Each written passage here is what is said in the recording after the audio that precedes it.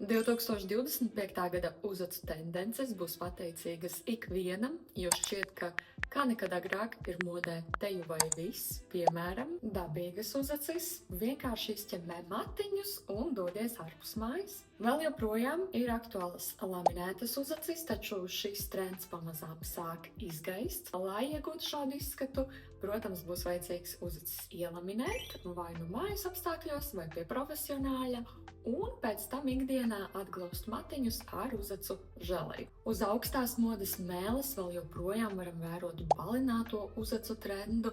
Tas, protams, drosmīgākajām no mums, bet ļoti izcels acis. Kā arī vēl joprojām aktuāls 90. gadu uzacis, protams, koptākā tēlā, bet šīs smalkās līnijas, īpaši to varam vērot TikTokā. Un visbeidzot, 2025. gads ir tas, kurā atgriežas maigu, sievišķīgu uzacu aktualitāte, vienkāršas, harmoniskas, kas piestāvēs tavai sejas formai. Un kurš no uzacu trendiem ir tavējais?